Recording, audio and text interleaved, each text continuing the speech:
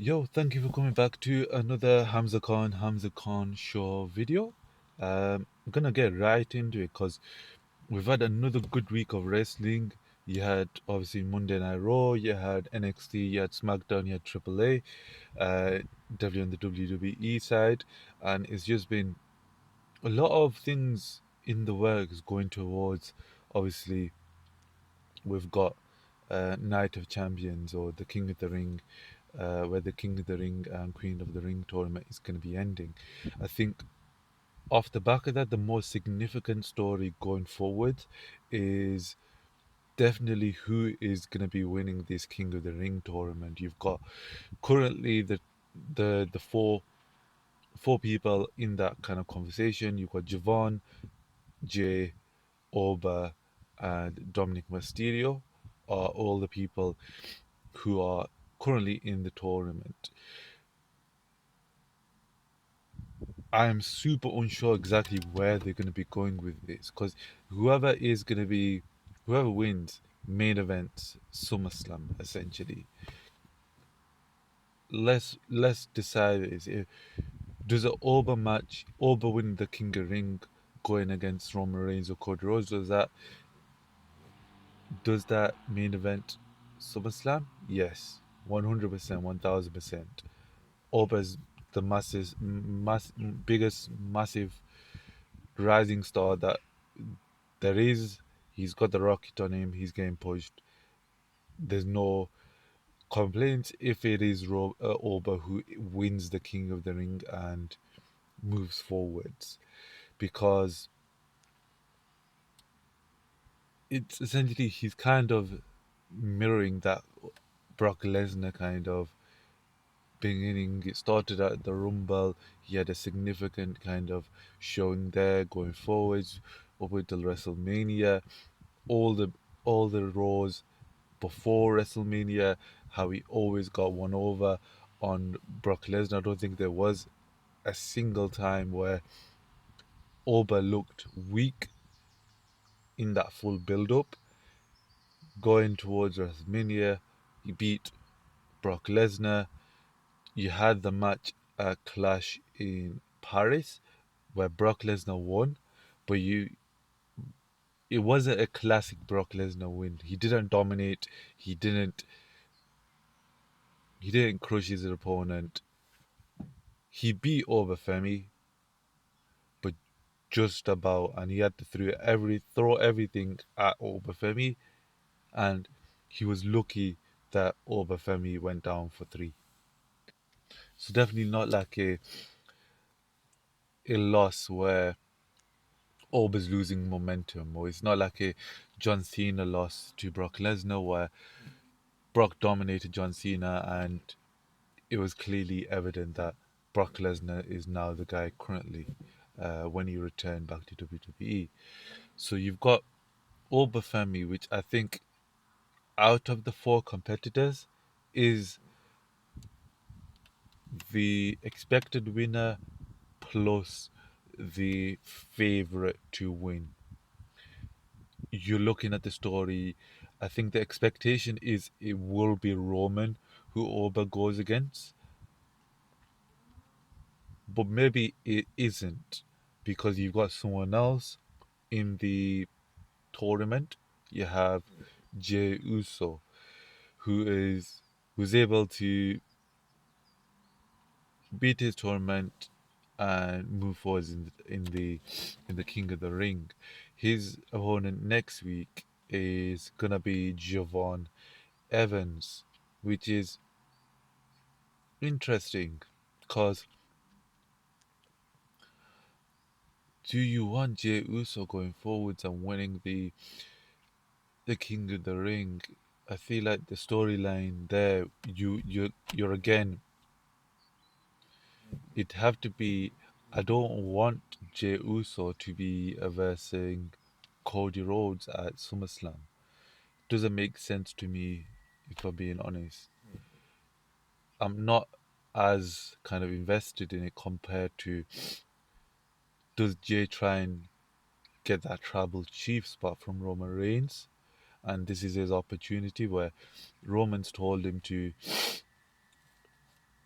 go after Cody Rhodes, and Jay decides, nah, I'm coming after you, it Roman Reigns. And especially with how fantastic the Bloodline story has been since Monday. Obviously, you had LA Knight going back and forth with Jey Uso, which I felt was really good. It carried the story, especially without Roman Reigns being on Monday Night Raw, going towards SmackDown with a fantastic promo by Solo, where initially at the beginning of the show you had Jacob meet up with Jay and Jimmy saying, make sure you handle your business. Jay's like, why are you here? And Jacob said, I'm here to see Solo. We saw Solo and Jacob interact with jo- Solo is so fantastic. He's so great. His role, whatever role you need him to do, he does it brilliantly. As I was saying, so Solo's just fantastic. He had an amazing back and forth with Solo. It's exactly what a lot of people have been saying, like how Jacob was humiliated by Roman Reigns. He was made to acknowledge him, and Jacob essentially said to him, I made my decision, and that's what I'm going with. Solo, of course, said to what Jacob had came initially for. He went to speak to Solo, told him that Roman said it's time to return to the bloodline, and Solo basically said, "Yeah, do one. I ain't coming," which I think is fantastic with Solo's character, keeping him on SmackDown. I don't want him being on. Um, I don't want the Blue Line back together. Solo did not have a good time after the WrestleMania 40 loss, and he decided to take the reins. Obviously, it wasn't successful for him. He wasn't able to get the WWE Championship. He wasn't able to necessarily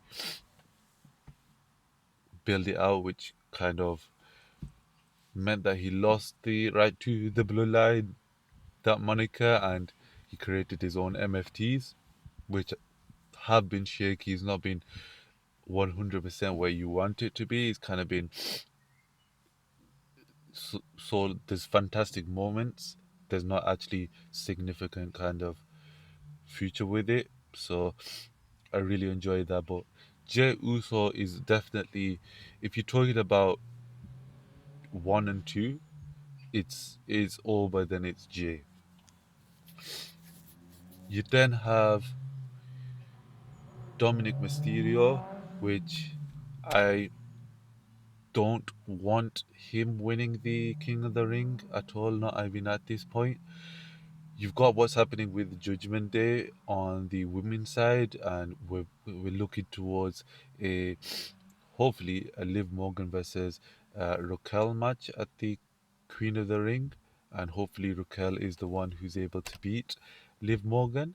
That's kind of what we're on that side, and so having Dominic Mysterio win the King of the Ring just doesn't make sense for what he's currently doing, and the fact that he is the AAA Mega Champion, and now that we have only one El Grande Americano, you kind of want our one, the real one, the only, to be focusing on the Mega Championship now. Especially the fact that he won the Ray the Rays tournament, so he has an opportunity for the Mega Championship. So let's get that kind of on the ball and focused on, rather than having Dominic Mysterio part of the show looking at Cody Rhodes. I think if you're gonna pick someone for Dominic to face and he does end up winning, it have to be Cody. It wouldn't be Roman, in my opinion. Same with the next person, Javon. If Javon ends up winning the tournament, which I think it would be a fantastic moment, but where do you go from there? Likeliness is he ain't beating Roman Reigns. He ain't gonna be able to beat Cody Rhodes without like a Hail Mary. So it doesn't make sense for me right now, but of course that can always change, and if the momentum's there, I feel like you can trigger it. In terms of who I think should go forward. I saw on I really like this idea for it on Busted Open where they basically said that Obi should win. Night one he faces Brock. Night two he faces Roman, and that's essentially you strapping the booster 1,000 times percent. He is the guy now. You you have the worry there that you make it so that Oba is super unbeatable, especially the fact that Oba is technically a babyface currently. So you having that big babyface as your winner can sometimes tend to backfire. So unless you are going to be turning him heel, which I don't think is really possible with how sick he is, I don't know if that is the right decision. Maybe it is a case where you have Orba versus Roman, and that's when Brock returns. The other version is obviously Jey Uso. It's kind of the tier list I've got in my head is Orba, Jey, Javon, Dom. In that order is where if I was gonna be deciding who wins, it'd be that exact order.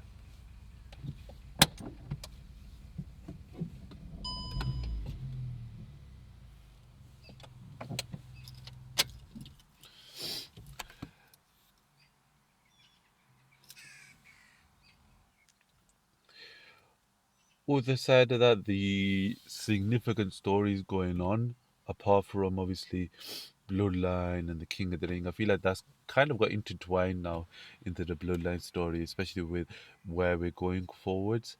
You've got a really interesting thing of where you go with Chad Gable because I feel like he's super, especially coming off the mask versus mask match. He's super beloved. He's super over with the crowd. Everybody sees him. They're cheering him.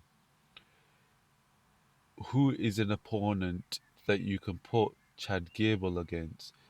Since he's gonna be on Raw, where you're able to maintain the momentum and not lose it, but also increase the stock of Chad Gable so he's able to eventually have that world championship opportunity slash potentially turn heel. I don't think he should be turning heel anytime soon, especially not until after SummerSlam.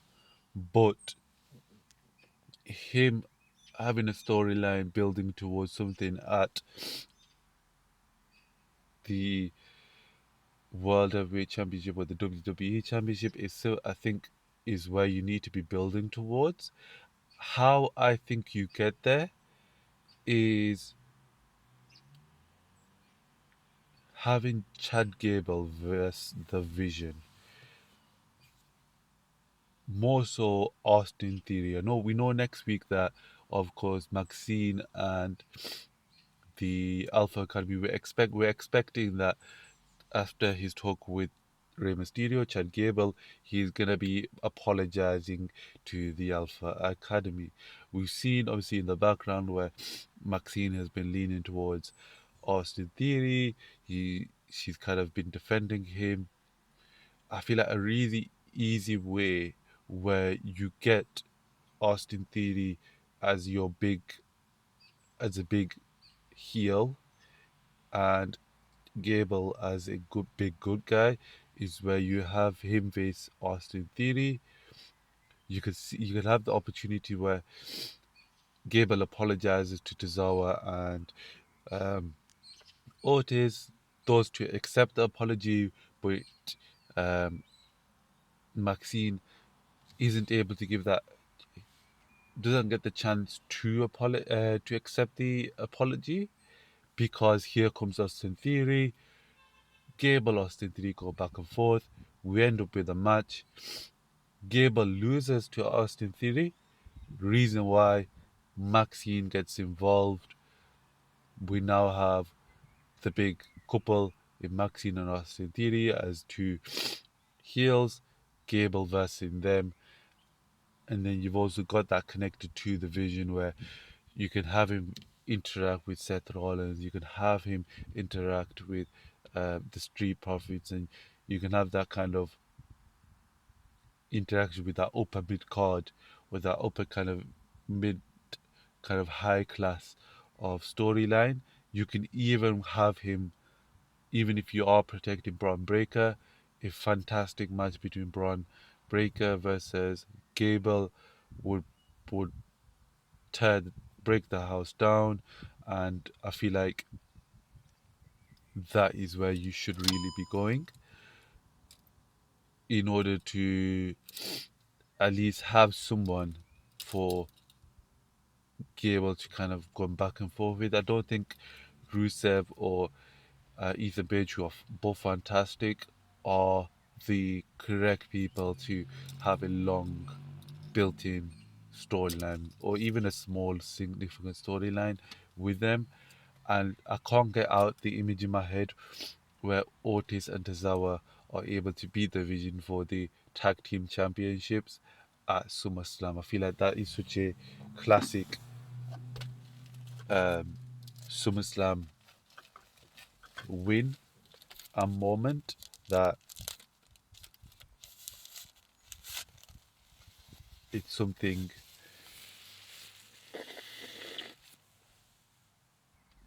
Sorry, we're mad flu right now. But anyway, I think that is such a fantastic moment. Otis and Tozawa winning the tag team championships at SummerSlam over the Vision. We can rebuild the tag team division and move forward with them, guys. And Gable's outside. That to helps them get the win. You have the moment between Gable, Otis, and Tozawa. They've graduated from Alpha Academy. They hug it out. Some great moment, and everybody can move on, and we can look to the future for Gable, especially with the World WWE Championship or the World Heavyweight Championship, because he's already had the interactions with Seth, with Austin Theory, with Logan Paul if he's back already, Braun Breaker, Paul Heyman. He's already in that upper middle class, so it doesn't seem out of place that Gable's competing or even trying to go towards that WWE Championship, because I think that is where you have to go. After the significance of that mask versus match, that's where you have to go.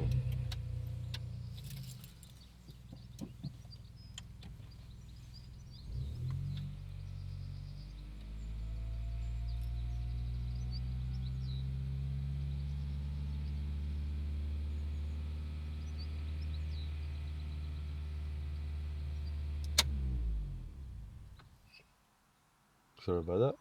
Anyways, the last thing I kind of want to really talk about, obviously, we've had SmackDown just now, and the storyline that I'm really enjoying, the involvement of Sami Zayn in the Cody and Gunther match. I feel like we're back to Gunther. It's a classic Gunther, sneaky, underhanded, manipulative. He was laughing at the end of the kind of conversation.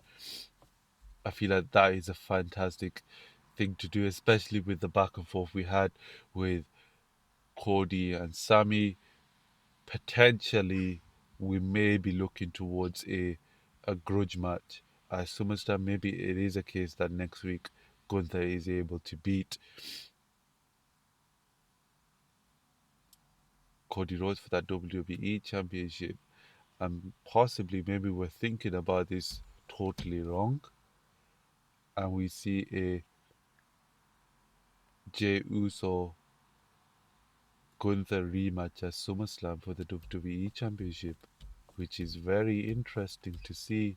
Maybe it's Javon, maybe it is Dominic Mysterio, classic. If it's Dom versus Gunther, I can back that. I feel like that would be.